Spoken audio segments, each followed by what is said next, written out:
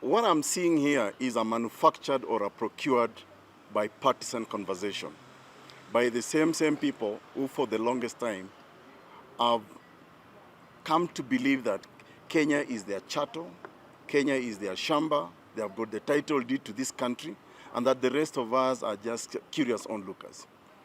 I'm seeing another BBI in the making that's going to waste taxpayers' money to discuss issues that have already been established to be the problem in this country. As Prof has heavily cited, amongst other reports, we have got the Truth and Justice Reconciliation Commission, which has been shelved. We have the Ndungu Commission. We have the Akiumi report. We have got the Kriegler. We have got the Philip Waki reports. If these reports were to be implemented, we don't need another bipartisan conversation in this country. True. The only problem in this country is actually the kind of politicians that we've had for the last 20 plus years. They are recycled, they are dead on ideas, and all they do is to look at their own personal interest. On the question of the IEBC, and to be honest, some of us have had our reservations, Justice and I, as you know, the way we were mistreated last year in the nomination process. We've had our own misgivings about the IEBC. But when it is zeroed down to the idea of commissioners only, remember IEBC as a secretariat, well-funded. Commissioners don't count votes. These people do not even read the decisions of the court. For example, in the minor Kiai decision of the Supreme Court, it confirmed that elections, the last elections are, the final results in an election are at the polling station. So they didn't bother to look at, for example, how they fared in the polling station, but instead they come to Nairobi, a national tallying center, where those final results are being announced, and now they're using that as an excuse to talk about this bipartisan approach. You see, this is increasingly becoming the long con.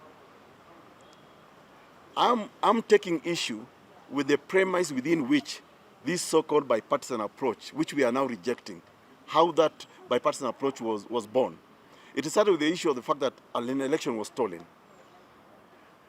You know, it is very laughable because the person who's spearheading this invoked the jurisdiction of the Supreme Court, and therefore he accepted the idea of the rule of law.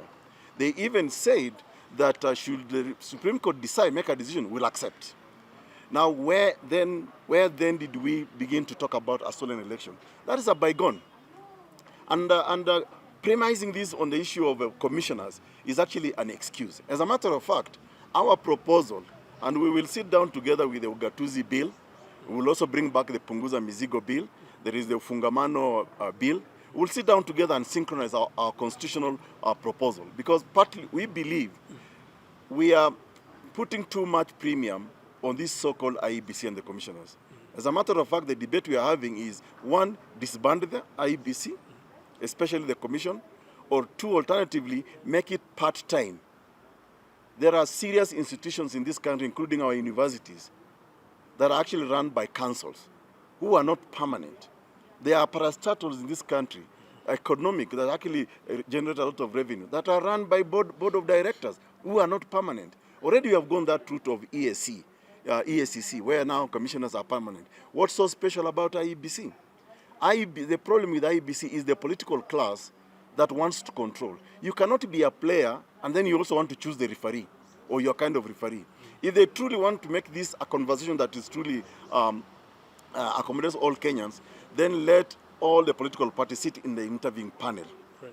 Not to nominate, to interview who will be commissioners. So I think I'll keep it in short by saying that this country, like Prof has said, belongs to all of us in equal measure. And I think the idea that Kenya is now being described in the context of one or two individuals, for me, it's insulting to our intelligence as a people.